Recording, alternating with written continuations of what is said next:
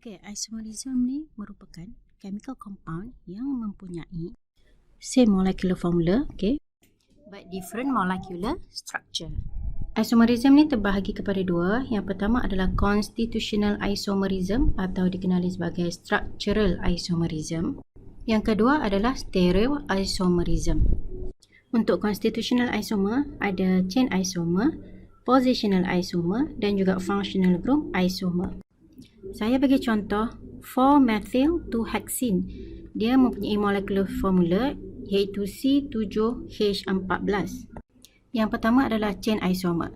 So chain isomer ni dia adalah isomer yang mempunyai rantai karbon yang berbeza, sama ada straight chain ataupun branch. Okey, contoh dalam 4-methyl-2-hexene ini merupakan branch molekul sebabnya dia ada substituent kat saya. So ini adalah branch.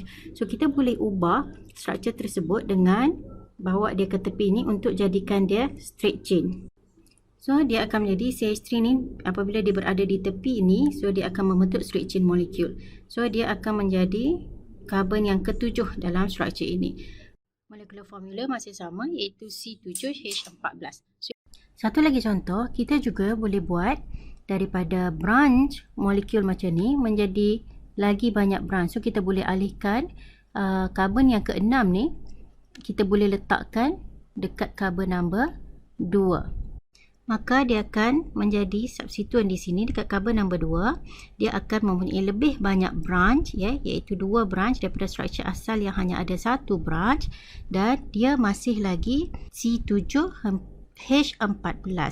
So inilah yang dikatakan sebagai chain isomer. Mereka mempunyai molecular formula yang sama C7H14 tetapi mempunyai different molecular structure, disusun secara berlainan. Kalau untuk chain isomer, rantai karbon yang berubah, tapi position functional group iaitu karbon-karbon double bond dalam compound ni masih berada pada kedudukan karbon number 2.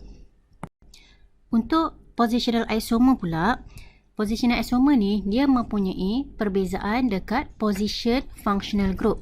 Okey, berdasarkan compound yang pertama yang kita ada 4-methyl-2-hexene, kedudukan karbon-karbon double bond berada pada karbon number 2. Okey, tapi sekiranya kita nak buat positional isomer untuk 4-methyl-2-hexene, kita ubah kedudukan karbon-karbon double bond berada pada karbon number 1.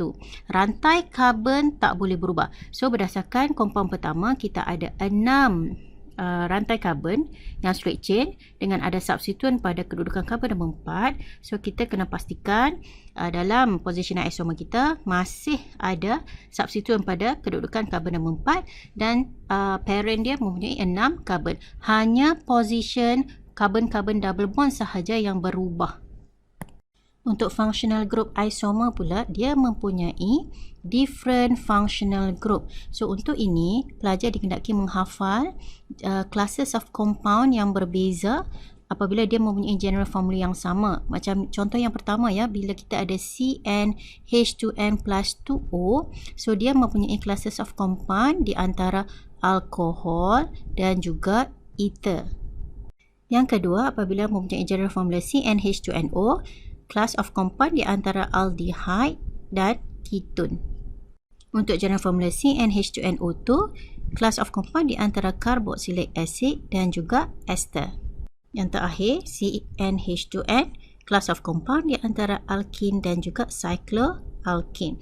So, daripada contoh yang saya bagi, 4-methyl-2-hexene, ini merupakan alkene. Jadi, functional group isomer untuk alkene adalah cycloalkene. Ini merupakan dua contoh cycloalkene yang berbeza dengan 4-methyl-2-hexene. Tetapi kedua-duanya mempunyai molecular formula yang sama iaitu C7H14. Tetapi kedua-duanya berbeza dari functional group dan juga berbeza homolog siri. Seterusnya adalah stereoisomerism. Yang pertama adalah diastereomers ataupun geometrical isomers ataupun cis-trans isomers. So, untuk membentuk cis-trans isomers, dia mesti terdiri daripada compound yang mempunyai restricted rotation. Ia ada di dalam alkene dan juga cycloalkene. Untuk compound pertama kita tadi, 4-methyl-2-hexene membentuk cis-trans isomers, kita kena pastikan bahawa karbon-karbon double bond di dalam compound ini, seperti yang saya tandakan dengan asterisk ini, mempunyai atom ataupun group of atom yang berbeza. Untuk karbon yang pertama dekat karbon-karbon double bond ni, ini contoh, ini saya labelkan sebagai karbon pertama, dia mempunyai hidrogen dan juga methyl group. So hidrogen dan juga methyl group adalah atom dan group of atom yang berbeza. Manakala karbon kedua, untuk karbon-karbon double bond ni, dia mempunyai hydrogen atom dan juga group of atom ini yang juga berbeza. Bermaksud 4-methyl-2-hexene boleh membentuk cis-trans isomer.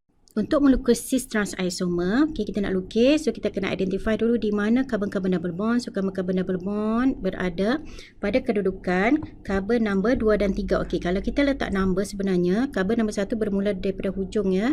Ini karbon number 1, 2, 3, 4, 5, 6. Okey, so kita lukis karbon-karbon double bond dulu, iaitu karbon kedua dan karbon ketiga. Okey, so ini karbon kedua, ini karbon ketiga. Karbon kedua mempunyai hydrogen atom dan juga methyl. Okey, dan sebelah kiri dia mempunyai hydrogen atom dan juga group of atom yang berbeza. Isomer ini merupakan cis isomer kerana isomer ini mempunyai hydrogen atom di sebelah yang sama. Kedua-duanya berada di sebelah atas, so dia adalah cis isomer. Manakala untuk trans isomer, kita akan lukis dulu karbon-karbon double bond dan kita akan letakkan H di sebelah yang berbeza. Perlu diingatkan, tak semua alkin boleh membuat cis trans isomer. Kita pertimbangkan satu butin seperti contoh yang saya bagi. Satu butin mempunyai hydrogen atom yang sama di sebelah karbon nombor 1 pada karbon-karbon double bond. Apabila karbon-karbon double bond mempunyai atom yang sama, maka dia tidak dapat membuat cis-trans isomer. Stereoisomerism yang kedua adalah enantiomers ataupun juga dikenali sebagai optical isomers. So untuk enantiomers ni, dia mesti mempunyai chiral carbon. Chiral carbon merupakan sp3 hybridized carbon atom, okay, yang ada 4 different atoms ataupun groups of atom yang bonded dengan dia. Okey, contoh di dalam 4-methyl-2-hexene, karbon nombor 4 merupakan chiral carbon. Kerana karbon nombor 4, okey, kita tandakan dengan asterisk untuk menunjukkan bahawa dia merupakan chiral carbon. Dia mempunyai 4 atom yang berbeza ataupun group of atom yang berbeza. Dia mempunyai hydrogen atom, dia ada methyl group, dia ada ethyl group, okay, dan juga dia ada compound ini sebelah sini. Okay, dia ada group of atom di sebelah kanan ni yang mempunyai karbon-karbon double bond. So bermaksud karbon nombor 4 merupakan chiral carbon. Enantiomers dia akan membentuk dua mirror image dan perlu dilukis dalam bentuk 3D structures. Okey, untuk melukis, yang pertama sekali kita lukiskan dulu chiral carbon berada di tengah dan kita lukiskan 3D structure. So disebabkan dia sp3 hybridized, so bermaksud dia akan membentuk tetrahedral. So tetrahedral boleh dilukis. Okey, ada dua, satu line and then satu wedges dan juga satu lagi dash line. Sekarang kita nak menyusun molekul ni dalam enantiomer kita. So biasanya kita akan pilih yang panjang ni untuk kita letakkan di bahagian atas kerana dia mempunyai space yang lebih besar. Yang selebihnya tu awak boleh pilih sahaja dan letakkan sama ada di wedges atau di dash line dengan syarat attachment antara carbon dengan carbon tepat. So kalau nampak ya, kita punya chiral carbon yang tengah ni, yang color kuning ni, dia berada di sebelah CH2. Bermaksud dia attach dengan CH2. Bermaksud di dalam struktur kita kena buat bermula dengan CH2 CH3. Sekiranya awak buat attachment CH3 CH2, ini akan jadi salah. Dan kita lengkapkan sehingga dapat keseluruhan 4 group of atom yang berbeza tadi.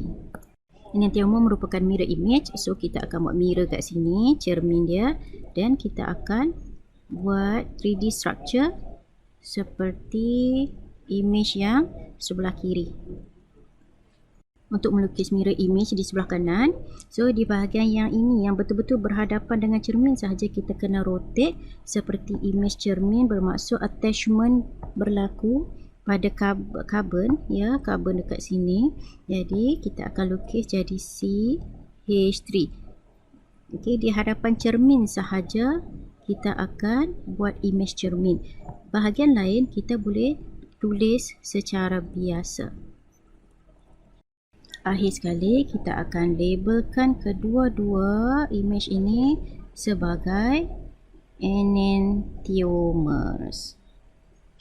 So inilah saja keseluruhan isomerism yang melibatkan enantiomers, melibatkan cis-trans isomers, melibatkan constitutional isomers. So semoga ianya dapat membantu awak.